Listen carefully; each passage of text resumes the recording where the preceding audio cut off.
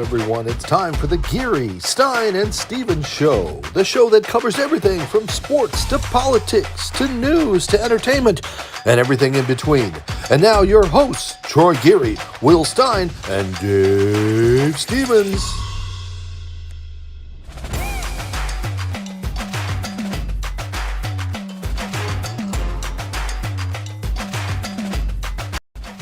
Well, welcome everybody. It is good to be back in the saddle again. Dave Stevens here at the home offices, of course, in Bristol, Connecticut, doing so much traveling. Troy's been on the road. I've been on the road. Now we're finally able to come together after my little tour of Florida.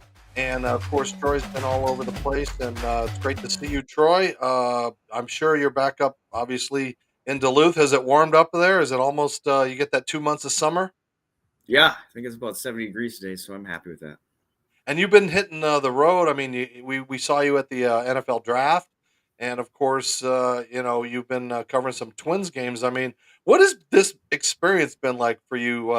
In 1 year, it's almost our year anniversary.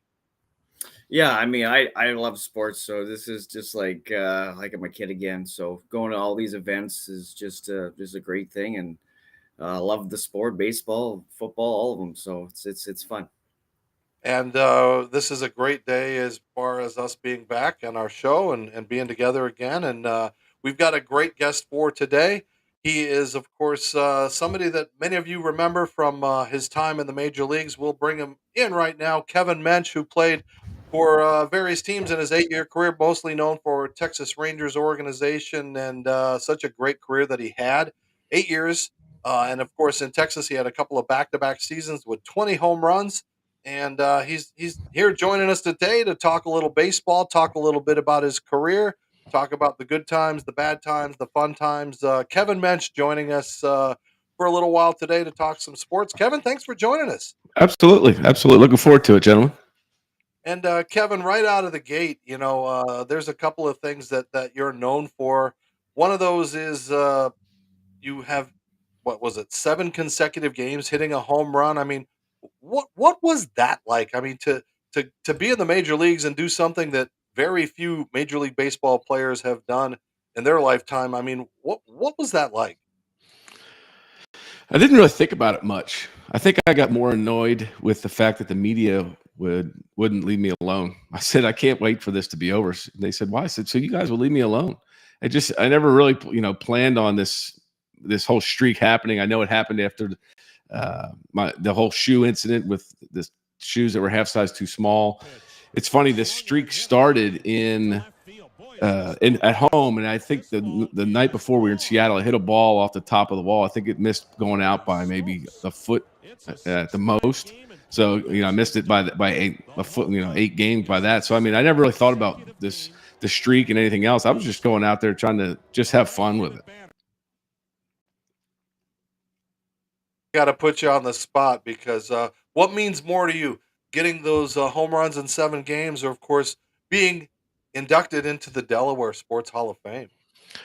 I think being inducted into the Hall of Fame. I mean, that's something that's for being from Delaware. I mean, you look at it, people, is that the smallest state? I said, no, Rhode Island is the smallest. We were the first state to sign the Constitution. So being a Delaware kid, that's always where my roots are from, and always been proud because there aren't a lot of professional athletes that come out of the state of Delaware to do that. I live in Texas now, and it's Tarrant County, which is where I live in, is probably the size of my state. You can drive through my state in an hour, and it's about what it takes to get through Tarrant County these days. So and records are made to be broken, correct? And my record was tied this year by Mike Trout, of all people, who was a South Jersey boy. So, he grew up across the river from me. And so if anybody's going to do it, it was going to be him. And he tied it in Cleveland, the same place I set the record. For those who don't know, how did you get your nickname SHREK? And do you know who started that? Rusty started this whole thing during spring training, what year that movie came out. He'd always had a bag with candy in it because he was trying to quit dipping. So he's always had candy, and I was always eating it. And you know how you get banter back and forth, and he was saying stuff about it, and I said it'll never work. And as soon as we got done with stretch, he went over and told the media, and then they ran with it from there. Well, it's such a good nickname to have, and also I think didn't you have the record, and you could look at this two ways. You had the largest helmet and hat in Major League Baseball. I don't know if that's all true, but like the internet's 100% true. So that's something you can believe in. Now, the biggest I ever went, I think, was an 8. So but if you get a box of hats, they're not all the same size. For some odd reason, they all fit differently. I was a 7.5, I think, in college. So I varied all between. And I've seen I put on a kid. His name was Matt Rooney with Detroit when I was playing, and I put his hat on, and it came down over my ears. But nobody believed me. It is what it is. People like it and do it. So I have fun with it. And that's the thing. I actually had a company called Big Melon Gear send me some stuff, some hats, and their slogan was "Love your melon," and another one was "One size never fits all." See, my problem with the hats are they're not deep enough, so they look like a yarmulke when I put them on. So I like visors. That was, you when you were with the Rangers. I mean, you had some very colorful teammates, and to say the least. And again, I know some of them were briefly there, some of them, but a couple of them I wanted to talk about before Troy jumps in is, I think it was one season you had with John Rocker. I mean, that guy is such a unique character, away from the field, on the field. He says it like it is, how he feels. I mean, do you have any good rocker stories that we don't have to bleep out? Nah, I love Johnny Redknapp. He is one of those guys that, like you said, he's going to speak his mind. And if you don't like it, you don't like it. But he's always going to be honest and open with you. They would be in there doing interviews, and I think it was a female reporter or something. And I think he had walked over there and took his towel and just started flossing himself from the backside while she was interviewing one of the players. I mean, John just didn't. He didn't care what people thought, and he just liked to have fun. I mean, if you look, you've had conversations with him. He's like a big kid, but he's knowledgeable, and like I said, he's able to tell you what he thinks and what he feels, and he doesn't care what if you don't like it, but he's going to be honest with you. And that's why I respect John for that, being able to be that way. Even now, he said we have conversations with him, and he's still the same thing. What do you think all these rule changes Major League Baseball implemented this season? Are you for it, against it? What's your thoughts? I hate these rule changes. They've taken the purity out of the game. I mean, to standing ovations to players coming in, you have to write a letter prior to coming in. You can't just let the feel of the game happen. We've got pizza boxes for bases. We've got pitch clocks. Guys making their major league debuts and they're getting docked the strike, either in the box or they're pitching, because it's a lot to take in. And now all of a sudden you're taking that away from these guys. The interactions with fans. I mean, now there's nets everywhere. If you want autographs, you got to go all the way down the foul pole to have something done. There's no more interactions. Guys spend more time, on social media and everything else. It's just the way the game is played completely. It's gone away, and hopefully there's enough old school managers around that are trying to bring it back to where it was. I mean, you talk to fans, it's just they miss that. Just that pure. And baseball's the only game where you can really screw with it. Hockey, basketball, football, you can't really mess with it.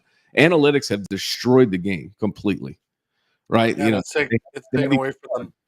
The car, right? Pitchers, they're red or they're green.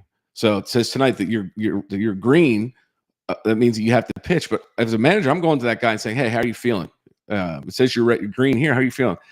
I'm a little sore. Okay, no, but the card says so. Or then you have the flip side. It says, well, you're red tonight, but how are you feeling? I'm good I can go out for an inning or so. Perfect. And that's what I mean. It was designed by people who would probably last pick the dodgeball, never made it anywhere, and they're trying to change this to bring more people into the game that really could care less about the game of baseball. So they've done all this, and the numbers just, I mean, you go to a ballpark and I get nauseous. There's so many numbers that are thrown all over the place. It's ridiculous. I mean, when I was growing up, 30 wins is really the standard, right? 20 wins when I was playing. Now you're going to have relievers winning the Cy Young because starters are going 3-4 innings, right? I mean, don't even get me on my soapbox because I'll lose it for a while. Is there any of the rules that are good? I mean, did you like the shift at least taken out? Because I know Pudge, had a lot of he figured out how to beat that when you were playing. I Exactly. mean, It was the rules were designed for the this everybody wins philosophy. When I was playing, guys were surgical with the bat. You want to play the shift over here. All right, I'm going to hit it where they're not. Now it's the guys can't. Well, learn to use the whole field. I think I heard a story about John Kruk when he was growing up. I guess his brothers were right-handed and he was left-handed. So playing baseball in the backyard, apparently right field was closed. So he would have to hit everything to left field, and that's why I think he was so good at what he did, as far as at the major level, being able to hit the ball the other way. That's a story that I heard. I don't know if it's true. I'm going to have Crucky come on my show at some point. But you think about it. You make an adjustment. Not telling him no, you can't play here. I think eventually, if they continue to let this the shift come on, it's going to look like a trapezoid in hockey, right? Have all these lines and cones all over the field where you can be, where you can't be. Gosh. And I was just in a minor league game last week where you can challenge balls and strikes because a computer is doing it. So, but that's what I mean. I mean, what are we showing everybody? It shows that everybody. If I can't win, I don't want to play. Type of mentality. I'm going to complain every time something happens. Just like you saw Harper the other day go after somebody in the Rockies dugout. Guys are tired of this. The old school guys. I talked to Bryce on opening day. These guys they're tired of this me first mentality of look at me and everything else. And granted, there's more that went into the situation, but that's what they need. Even the umpires, the older umpires, they want us to police the game, but we can't. Who was it? Got drilled? Rosarena that day against the Yankees got drilled twice. Perfect. That's what you get for sitting there trying to show somebody up and doing it. Act like you've done it before. Have a little bit of respect for the game, or let the players sort it out. Exactly. And before we sort out a little more of this, we're going to come back in just a second and address a little more things. In fact, we'll talk to Kevin about what it was like to go overseas to play a little baseball, talk about some other things. And so just stay with us. It's Geary, Stein and Stevens right here. And we're also on your home TV. How do I know? Check this out.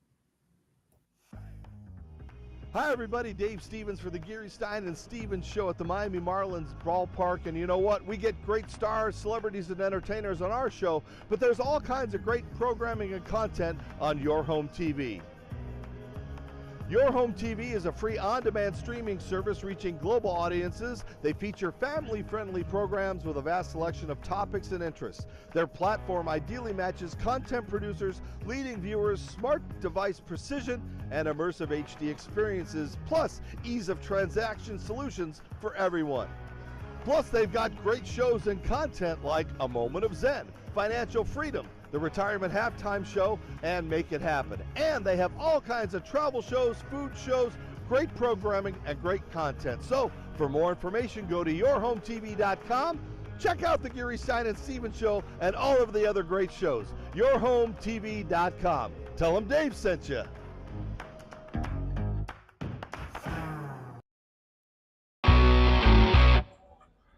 Hi, everybody. Dave Stevens here for the Geary, Stein and Stevens show from Tropicana Field, home of the Tampa Rays. And you know what? Not everybody can be a Major League Baseball player, but you can look like $1 million. What's the best way to do that? Well, go to freshcleanthreads.com. Don't believe me?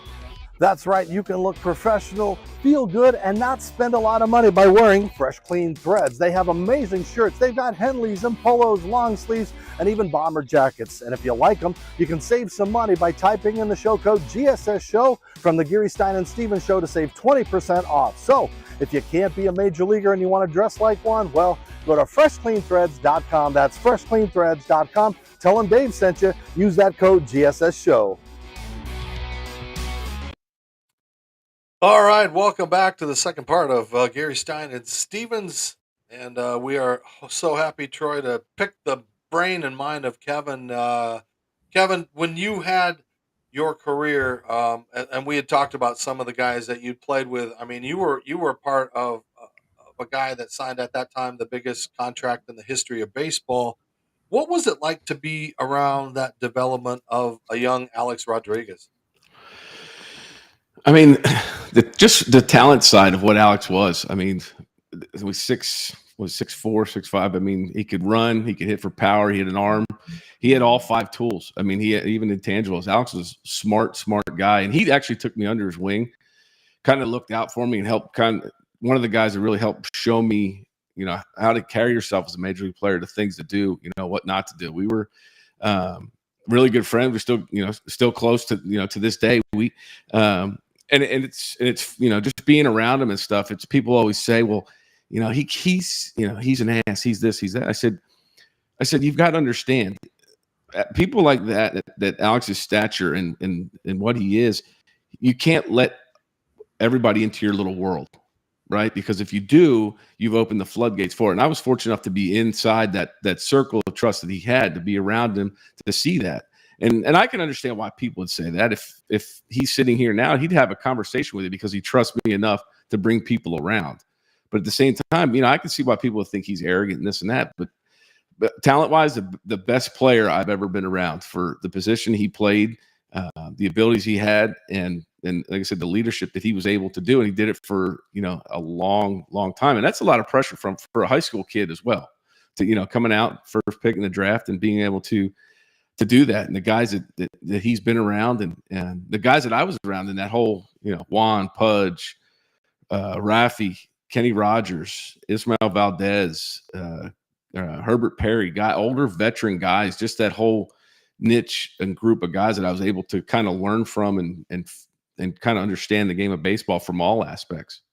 And you would mention Pudge. I mean, talk a little bit about one of the most best hitting catchers of all time. And again, his defense was just magical. I mean, what was it like to watch that game where he was just, running everything? He's, Pudge is, like I said, he was probably the best catcher. He and Johnny Bench. But of my era of playing with him and seeing him, he was, he could hit the ball all over the ballpark. He, guys were afraid to run. The Pudge is back there. You're not running. We always had a great relationship. Still see him as well. And just being around him and seeing him, we always had, even when he was in Detroit, I'd go into the box and I'd bump into him just because, just saying hello type of thing. We always had a really good relationship. But like I said, the abilities that he had to be able to, when you go out there and not run, that's one thing you always heard. I'm not running. I wouldn't even get far off if he was in there because you knew he was going to try and pick you off. But to be able to do all of that and be in sustainability. He played 16, 17 years. So it's being able to do that and playing a premium position and what it took on his body. It's amazing, and it's hard to find now guys that can do that, right? The guys that can win MVP awards and and carry teams on their back, especially playing a premium position like he did.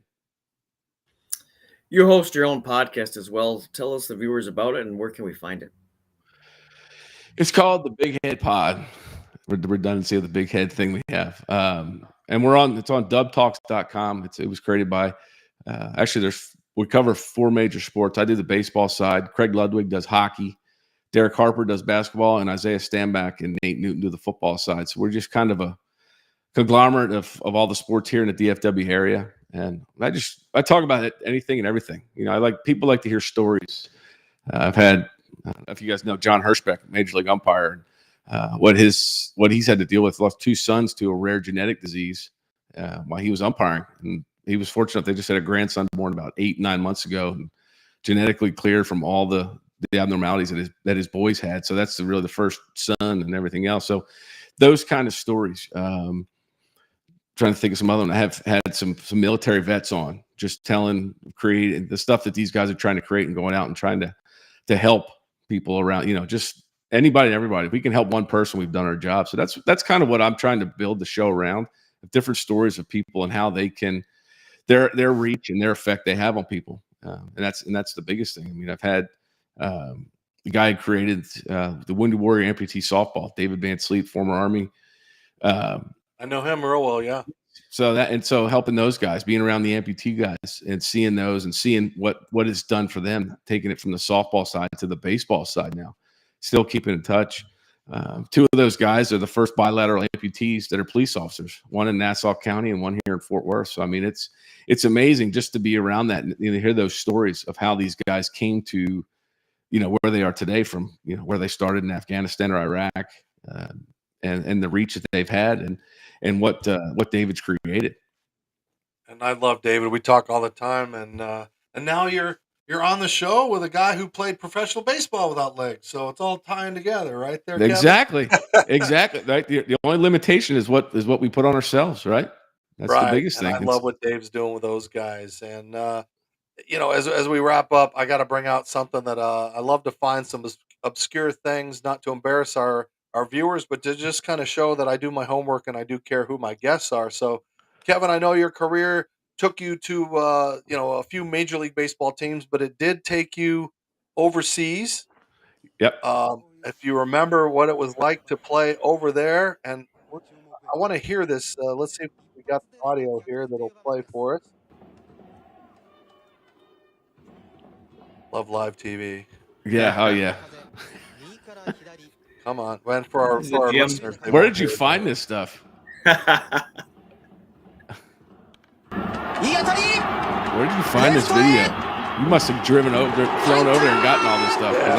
That's a Kevin Mench home run, grand slam. You can hear the announcers there. What was that experience like over there? I mean, I know it wasn't exactly what you wanted. I saw a couple of interviews Left hand! of what it was like and what you went through. But what was generally that experience like? Nobody from Japan watches the show, so you're allowed to talk openly here about that experience. Have you guys ever seen Mr. Baseball? Yes. That's exactly how baseball is played over there, how it's run.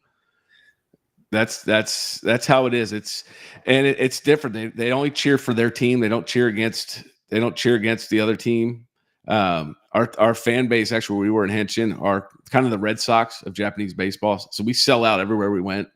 And it was definitely a different experience for sure, of not, trying to learn a whole new system, learn new pitchers and everything else. It's a lot to kind of take in at once. Practicing on the day of games and the more like, yeah, all that. A little bit, not much. It was more of, they're more information based. They give a lot, and I would even tell them, that we'd have advanced meetings. But I mean, like I told you, the amount of information there, I just want to know how hard somebody threw and what they were throwing. That was it. I didn't need anything else. But they were just all this stuff, situations, it was a lot of information for me to be able to, and I didn't need it, but they kept wanting to spoon feed it through you. So I mean, it's definitely different for sure over there. You don't play no double headers, and games can end in ties. Is it tougher though? Because we see how Otani and Hideki Irabu and Ichiro, they had successes over here. It seems like it's tougher for an American to go over there because one, they want Japanese players. They are expecting, if you're an American, to be the greatest player, and like it seems like there's a lot of pressure and that language barrier where you have all the help over here.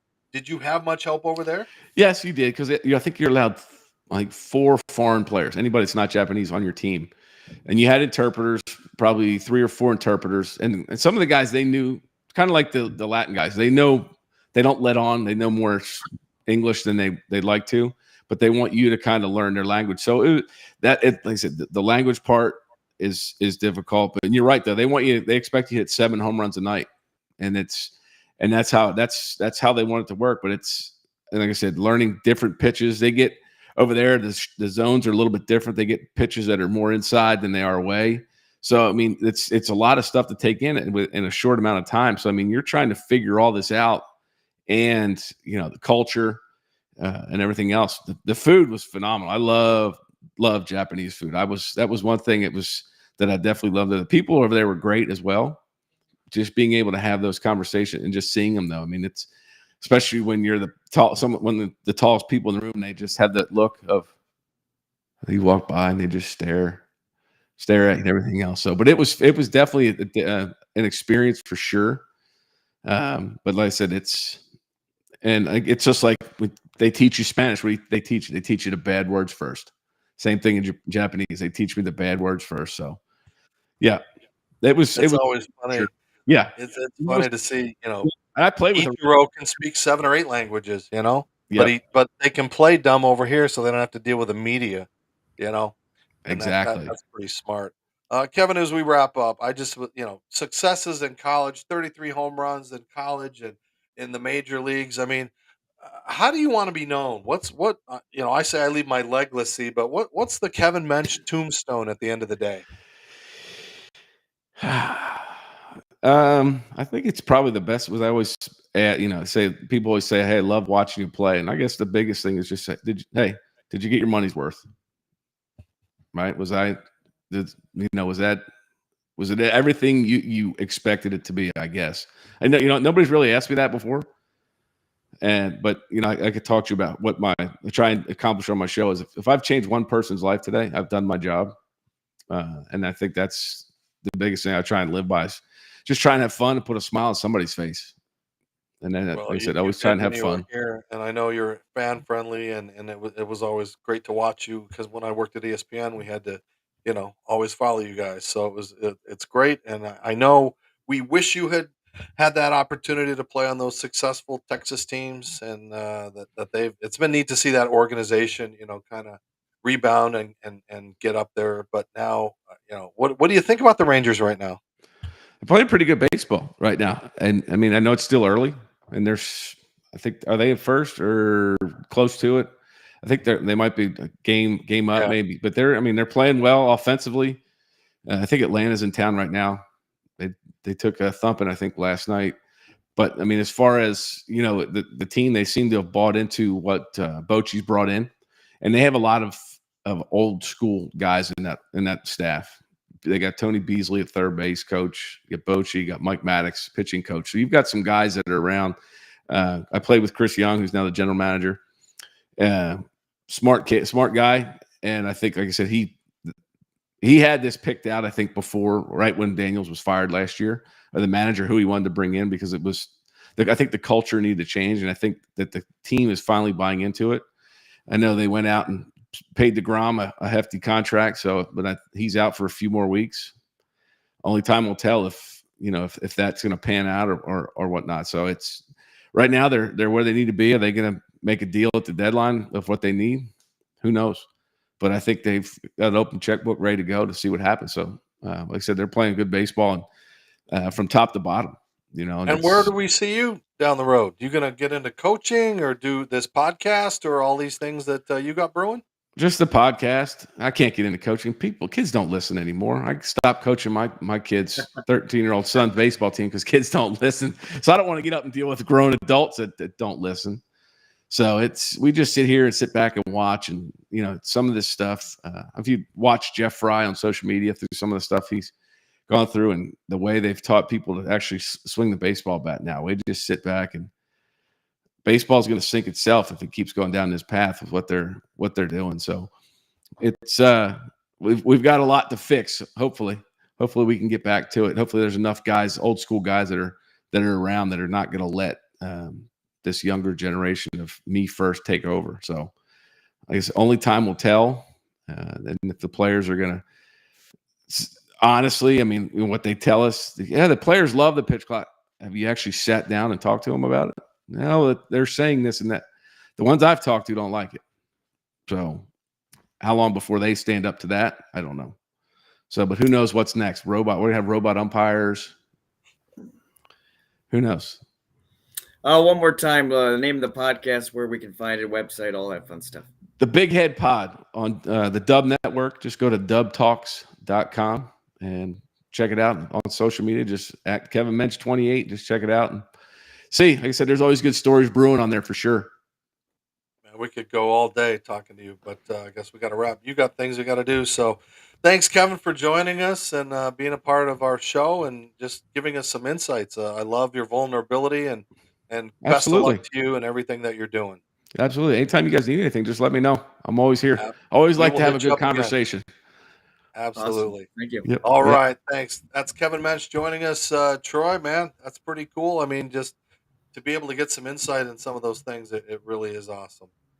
Yeah, I mean, he was a fan favorite for a reason. You can see why. He just great guy. So Absolutely. Well, that's going to do it for our show today. So continue to watch us, follow us on all social media platforms, and hey, we're going to continue to do what we do. We've got a year under our belts. and we continue to try to give you the best conversations that we can have on your home TV and Apple and all of the things where you can watch and listen to this show. So I'm Dave Stevens for Troy, and wherever Will is, that's a wrap.